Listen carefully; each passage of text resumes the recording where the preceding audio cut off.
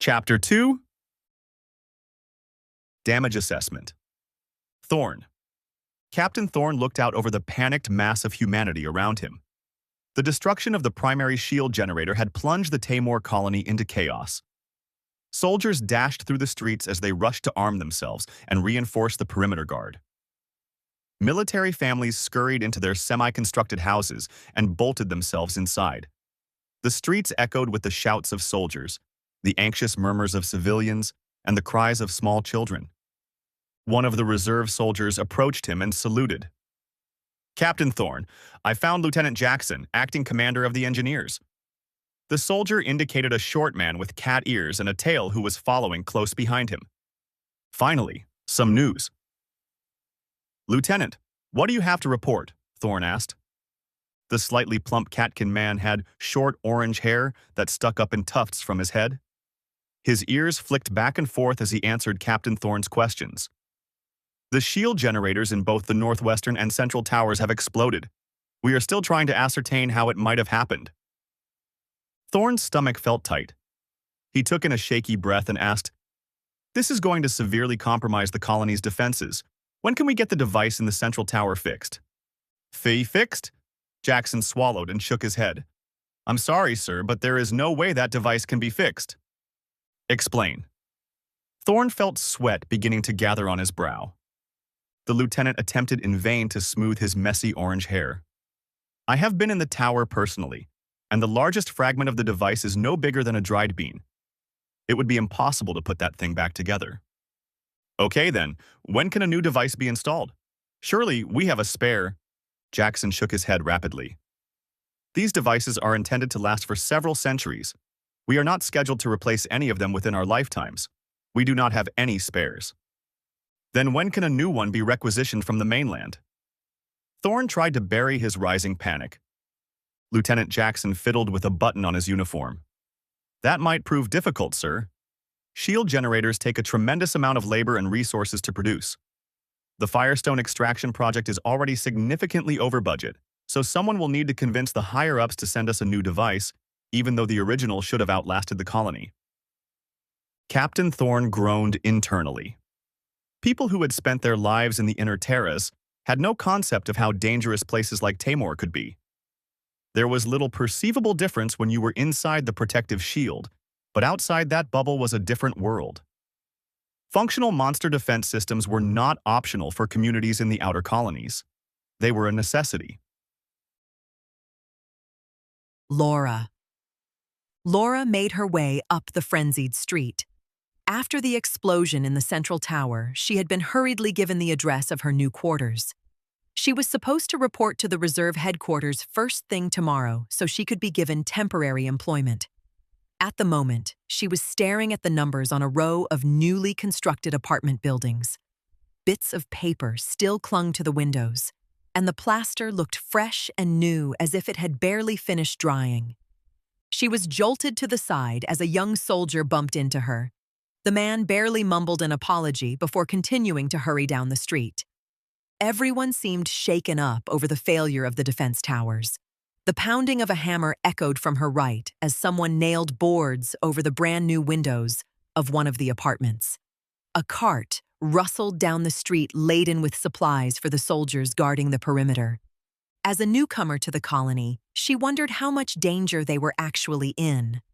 Was the barrier really this important? Did the locals know something she didn't? At least they all seemed to know what to do. It was better than her situation. As she wandered alone through the streets of a strange world, hundreds of miles from home. Finally, she spotted the building that housed her newly assigned quarters. It was an apartment building that shared a common entryway and water taps. No indoor plumbing. Were they just being stingy, or was it really that hard to ship piping all the way out here? She stepped into the stairwell. The smell of sawdust and fresh paint greeted her as she walked up the stairs looking for her room number.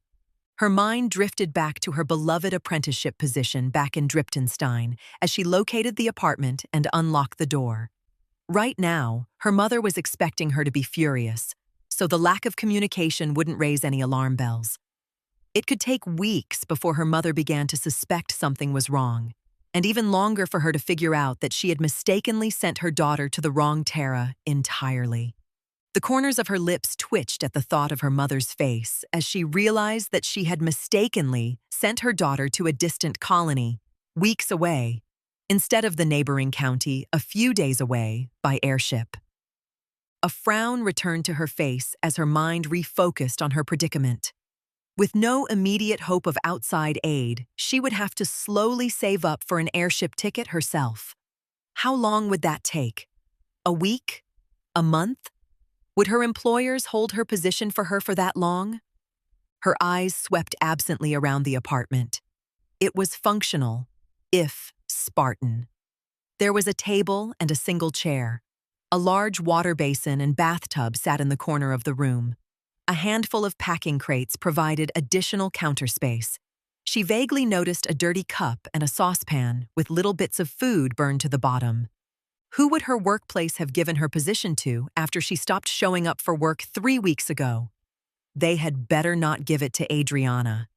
It would be just like that brat to sweep in and steal Laura's hard-earned apprenticeship.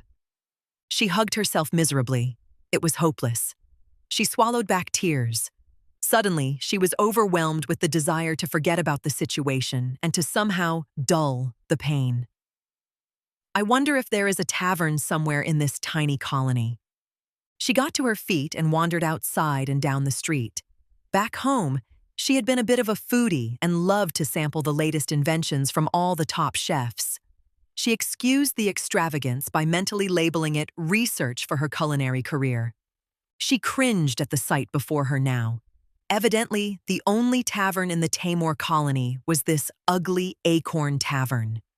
It seemed to be one of the oldest buildings in the colony, as its timbers were already weathered and grimy with debris. A brightly colored arrangement of broken pottery pieces dangled from a string next to the door and jangled when Laura stepped inside. The interior of the tavern looked well used. The wooden tables and chairs were stained and scratched, and the floor bore heavy wear marks from the scuffs of hundreds of footsteps. The ugly Acorn was almost entirely empty now. The inhabitants of the Taymore colony were all busy dealing with the aftermath of the explosion and preparing for the night ahead. All except Laura, it seemed. The tavern's only other occupant was the bartender, who was in the process of sawing a board into sections to protect the tavern's single window. The man looked up and smiled cheerfully at Laura as she came in. He had deeply tanned skin that was covered in light blue tattoos. Even his face sported a small tattoo in the shape of a turtle. "Welcome to the ugly Acorn." The bartender gave a flamboyant bow. "I'm Ta'ajib, your host and the owner of this fine establishment. What can I get for you, miss?" "What is the strongest drink you've got?" Ta'ajib smiled knowingly and reached for a large tinted bottle on the shelf lining the wall. "If you want strong, we do carry Quintessette. It is a native drink of my folks, the Quinty. Just be warned that it does have some unusual side effects. In addition to headache and loss of coordination, the drink has been known to cause spontaneous levitation at inappropriate times." Laura stared blankly at the bartender before responding. "Sure, give me some of that, and put it on a new tab for me, please." She covered her face with her hands as Ta'ajib uncorked the bottle. "My life ended today," she informed him. "I lost my apprenticeship, and I just know that it has been stolen by my arch-rival. I am the official laughingstock of the entire culinary community back home." Mr. Ta'ajib retrieved a cup from behind the counter and filled it with an odd-smelling liquid. "Anyway, enough about that." Laura collected herself. "What is the deal with all these monsters I keep hearing about?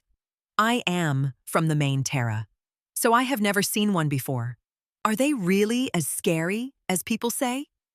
Ta'ajib brightened. "Ah, yes. The Taymore Terra has a rich fauna of rare and unique monster specimens. In fact, there are over 300 species that are known to be deadly to humans." She forced a calm expression as Ta'ajib continued. "Taymore is said to be near the epicenter of the final battle against Malith before he was sealed. Some believe the wonderfully diverse monster population on this Terra are the descendants of creatures unleashed by the premier Shadow Lord himself. She gave a wry smile. Malith was one of the earliest recorded Shadow Lords to appear shortly after the Shattering. He had led an army against all non-shadows with the goal of killing them and turning their dead bodies into shadows under his rule. It had taken virtually all sentient races working together to seal him away and put an end to his reign of terror. Her mind wandered as she cautiously sipped the odd liquid in her cup. It was deeply fruity, with a strong spiciness that shot up her nose and burned the back of her throat. Ta'ajib was still going on about monsters as he half-heartedly picked up his saw and laid one hand on a length of board. One of my personal favorites is the spined bittertail. It looks much like a giant crab, but with a long, segmented tail that shoots poison barbs. He waved the saw in the air as if mimicking a tail. The barbs are filled with acid that begins to digest the bittertail's prey while it is still alive, allowing the predator to feast on the paralyzed creature. Ugh! Seriously? Laura exclaimed. I do not understand why anyone would build a colony on this Terra in the first place. Ta'ajib snapped his fingers. Ah, I almost forgot. Would you like to try my new bar snacks? My latest invention is the Pandorum basket, on sale for half a copper. Sure. She remembered that she hadn't eaten since last night. Besides, it wouldn't be the worst idea to eat some food to even out the effects of the booze. Her head was already starting to feel a little buzzed. Beneath the mental fog, she puzzled over the name of the dish. Why would someone name a snack after the mythical box used by the gods to imprison Eris after she had angered them? Such a strange name. Taking another sip, she nodded.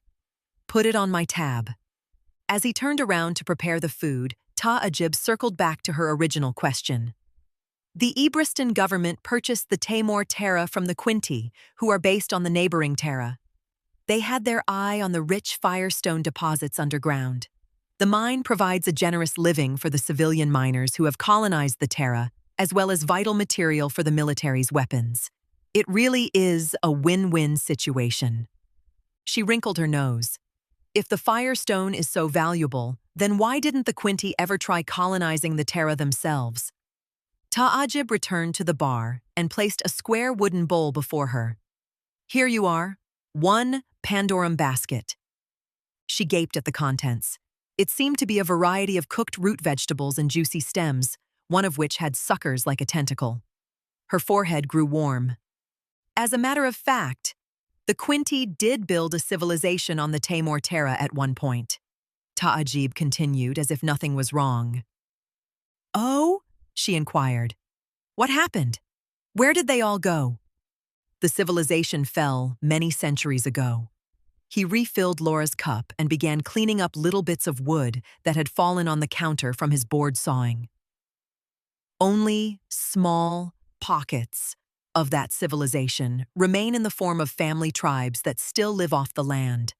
Living among the monsters and other perils of this Terra requires great skill and wisdom. One of those brave men was my father. He beamed. Oh, so you must be an expert on surviving around monsters then? She asked. A little. Ta'ajib shrugged. My mother was from the Quinti mainland where I grew up. However, I did learn many things about the Taymore wilderness from my father. When this colony was founded, I couldn't resist the chance to be closer to my roots.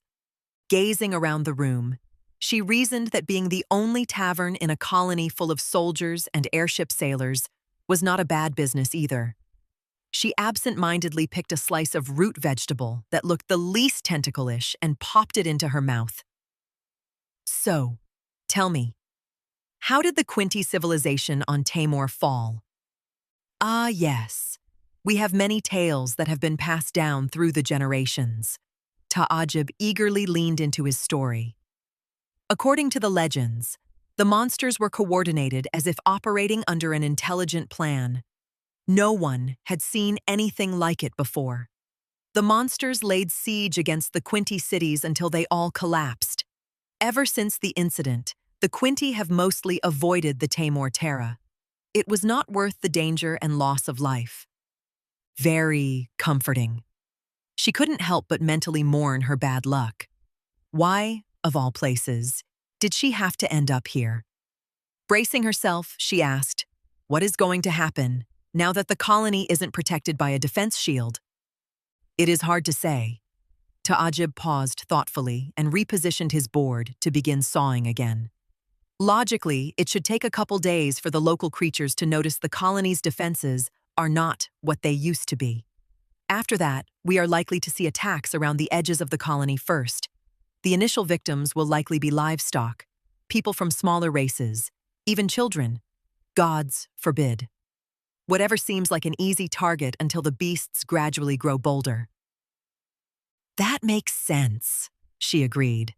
Of course, no one wants to chance being the first target now that there is nothing to keep the beasts out. Ta'ajib wiped his hand on his shirt after poking himself with one of the teeth from his saw.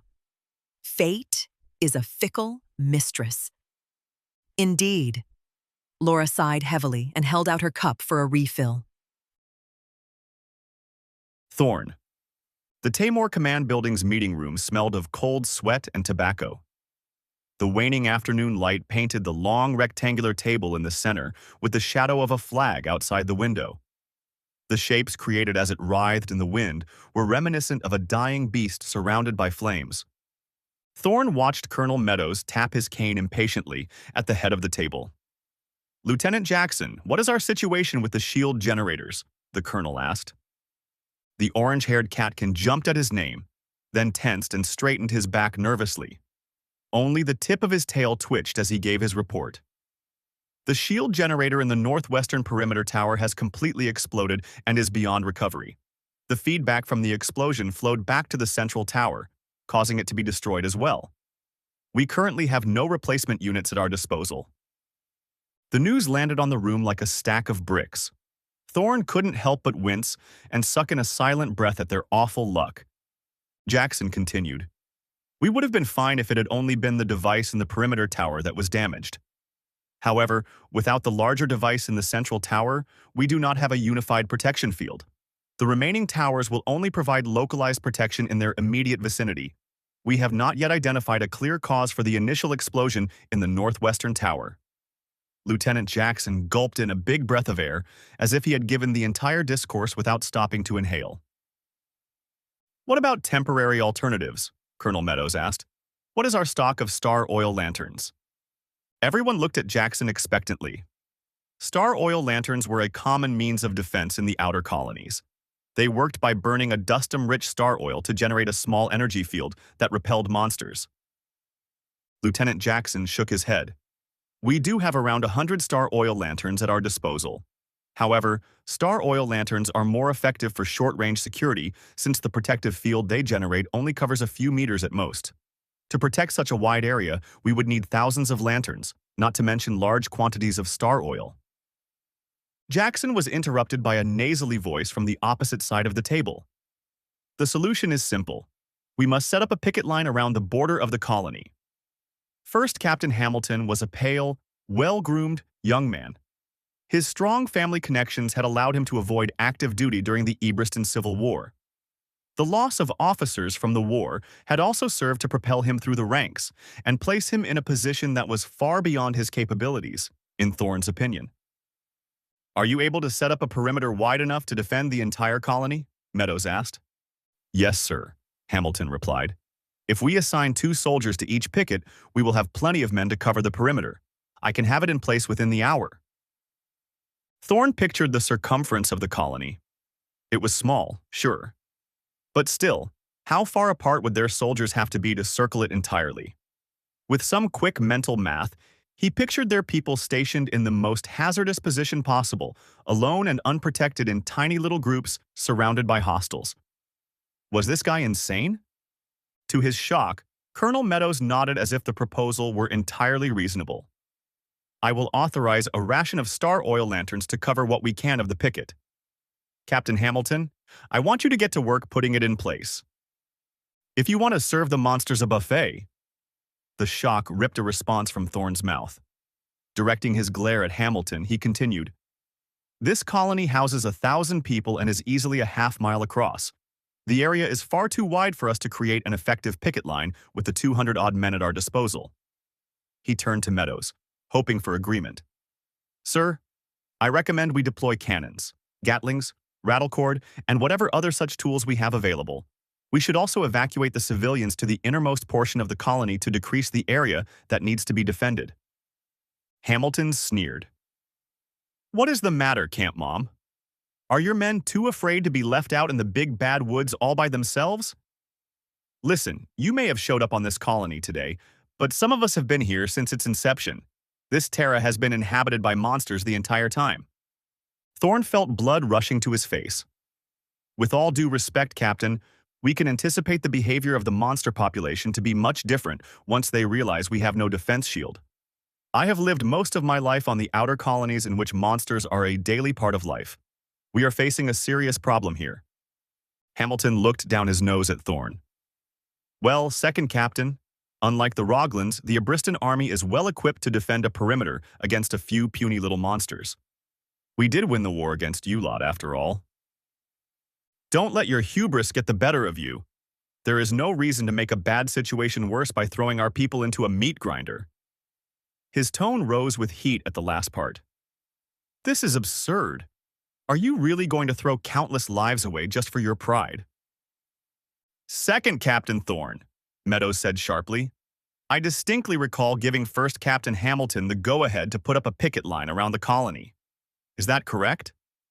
It was true. Meadows' determined expression made Thorne's throat go dry. "Yes, sir. I have made my decision and I expect my orders to be carried out. Is that clear, Second Captain?" "Yes, sir," Thorne repeated, a painful buzzing growing in his ears. "Good. Then you are dismissed." Meadows waved Thorne out of the room, doubtless shadowed by Hamilton's smirk. Laura. Night was falling in the Taymore colony as Laura stumbled her way back to her new apartment. "Oh, this is so strange." She held her head as she felt the effects of the quintet. It felt like her head would float off her shoulders with giddiness, yet at the same time she somehow felt disconnected and indifferent. It was almost like an upper and a downer at the same time. She stopped and strained her ears. Someone was crying. She walked around the corner and looked down to see a small boy with the ears and tail of a cat sitting huddled in an alley. He was no bigger than a man's large riding boot. The catkin's ears drooped to the sides of his head and his tail was wrapped around his body. He held a toy truck in one little fist and a piece of crumpled paper in the other. Laura stooped down and rested her hands on her legs. "Hello. What is the matter?" I came out to see a monster." The little boy sniffled. And I can't find my way back. I'm all alone. I'm scared." "Hey, it's all right. You're not alone now." Laura reached out to stroke the boy's soft head. "How did you get all the way out here? You said you came out to see a monster?" "Yes," the boy brightened. "I am going to lure it in with my paper as bait. Then I will capture it with my truck." The boy waved his toy truck in the air to demonstrate. Laura stifled a laugh. "Well, I am not so sure monsters care about bits of crumpled paper." The boy thought for a moment. "They don't? I figured that since I like it so much, the monsters must like it too." Laura was overcome with giggles that had a little to do with how cute the boy looked and a lot to do with the large quantity of quintet she had just consumed. She was interrupted by an unintelligible feline exclamation. "Timmy!" An adult catkin woman swooped down and scooped up the catkin boy. "What have I told you about wandering off by yourself?" The woman wiped the tears from the boy's eyes as the pair hurried away down the street. Laura smiled and turned to go into her apartment building. Once she was inside the apartment, her eyes immediately fell on a large basin of water in the corner of the room. It was so nice of them to fill the water basin for her. It occurred to her that what she wanted more than anything else was to get clean. She had just spent 3 weeks in a shipping crate, only daring to come out at night to avoid being found and potentially thrown overboard. There had been no way to take a proper bath during that time. Laura danced over to the small copper bathtub that sat beside the water basin and noticed an odd device underneath it. On closer inspection, she realized that it was a Firestone heating device. What a luxury! Even in her hometown of Driptonstein, she had not had a Firestone heating device. They were very expensive to make and could only be afforded by the very wealthy. Perhaps this was one benefit of living in a colony that mined Firestone. She pushed a crank to get the heating apparatus started. Firestone heaters worked by using a vise to press a flat piece of Firestone against flint. The constant pressure produced a steady source of heat that was perfect for warming water. After testing the temperature with a finger, she began to enthusiastically strip off her filthy clothing. She couldn't wait to submerge herself in the gloriously warm water. Her reverie was interrupted by a confused exclamation behind her. Laura whirled around and was shocked to see a man standing in the doorway staring at her. "Ah, pervert!" Laura tugged up her dress with one hand as she retrieved a nearby saucepan and whipped it at the frozen figure. "Go away! Get back, you dirty creep!" The man squirmed uncomfortably. "But this is my apartment, and you did not even close the door. Wait, is this behavior normal for human females?" Now that Laura was calm enough to get a good look at the man, she noticed that his skin was covered with a layer of fine scales that bore a faint greenish hue. He had a head of inky black hair and the sculpted jawline of someone in peak physical condition. His clear, blue-gray eyes would have been captivatingly beautiful if not for their stark lack of emotion. Her mind slowly put the pieces together until everything clicked. He was a Dark Honen. She hadn't seen many members of this race back on the main Terra, but she had heard stories about the Dark Honen's warrior prowess, as well as their machine-like lack of mercy. A memory from several years ago popped into her mind. A young airship navigator had kept the whole Stony Loaves Tavern entertained with his tales. One was about the village of Milner. It was attacked by a platoon of Dark Honen mercenaries during the Civil War. Men, women, children, and even animals had been extinguished as the entire village was snuffed out of existence. "Ah, I knew it! I have been marooned on this barbaric, uncivilized Terra to be ravaged by bloodthirsty soldiers," she squeaked. "No, really, this is my apartment," the Dark Honen insisted. "I am Sergeant Braylon of the Taymore Colony Reserve." He indicated the nameplate embossed on a rucksack in one corner of the room. Sure enough, it was the same name. Laura wrapped her arms around herself. Why would they assign us the same quarters, though? This must be a mistake. A lot of the buildings are still under construction, so we have been housing as many people in the completed units as possible. Braylon looked down at a knot in the floorboards. These quarters were designed to be large enough for full military families. They are actually quite spacious compared to the standard accommodations in the dorms. She noticed that Braylon's eyes never directly settled on her as he spoke. The way he held his shoulders hunched and his gaze averted made him seem extremely uncomfortable, almost shy. She felt a twinge of hesitation over her initial judgment of him. "Oh? How big are these units anyway?"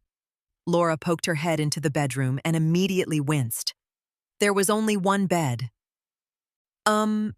Who are you again?" Braylon asked. "My name is Laura Eld," she replied absently as her mind raced over what to do about the current situation. "I am an apprentice baker at the Stony Loaves Tavern and Inn, or at least I was until I was kidnapped." "So," Braylon mused out loud, "they brought in a baker for the Taymore colony?" No, that is not how it happened. It is a long story. Anyway, we need to figure out what to do about the apartment."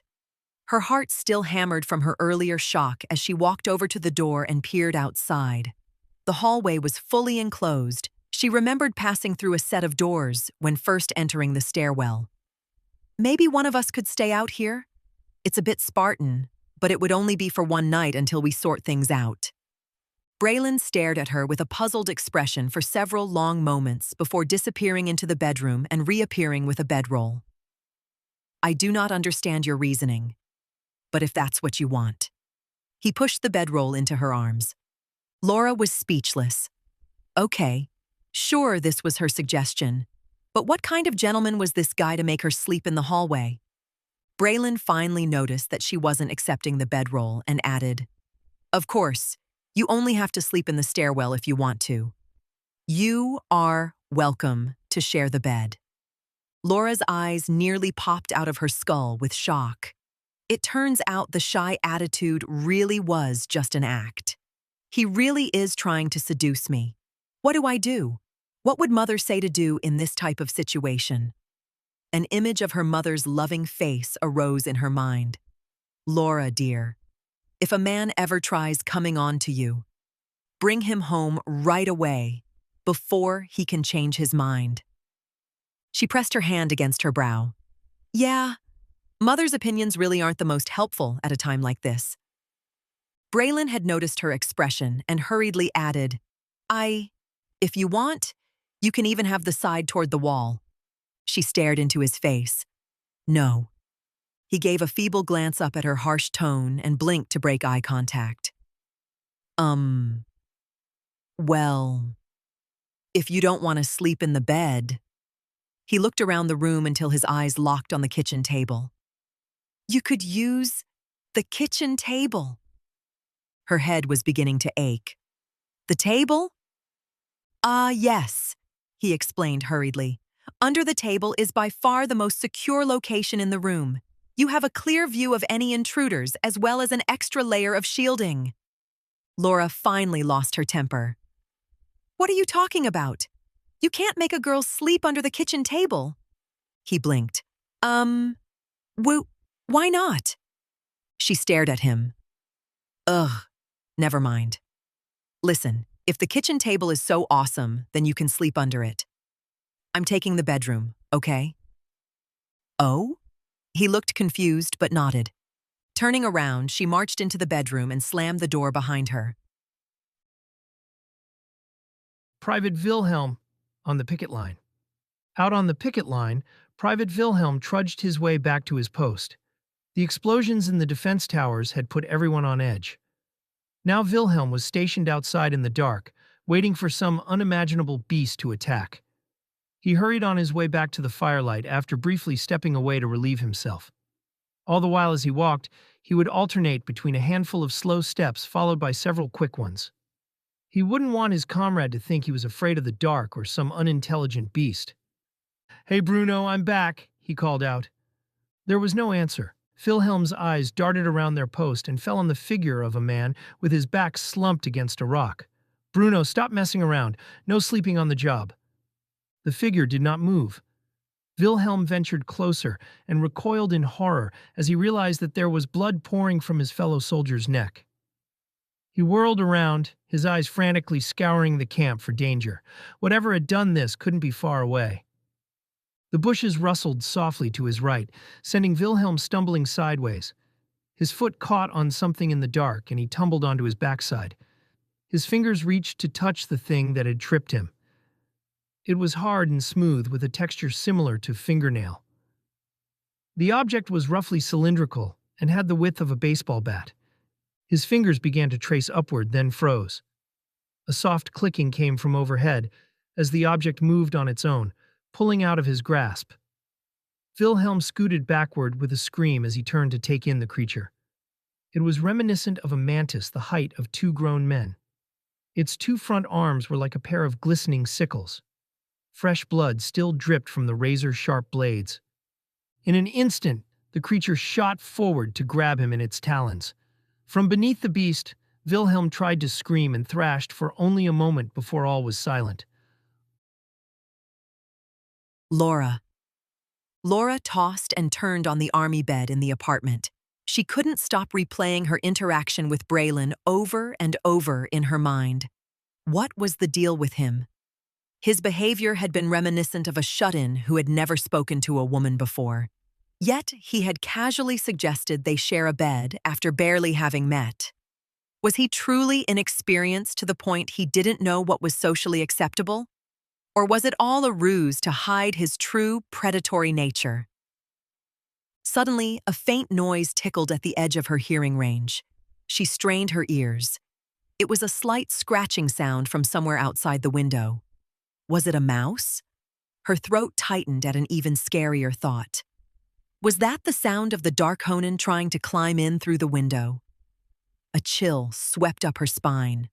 Laura screamed as a dark figure burst through the glass and grabbed her. She struggled to pry loose the clawed fingers that dug into her flesh as her body was dragged out of the window. She could feel hot breath on her neck that smelled of rotting flesh and dirt. "Oh my gods! Oh my gods!" Laura's screams were muffled into squawks as sharp fangs tightened around her neck. Thank you for listening to A Taymore Deception. Tune in every Wednesday for new chapters.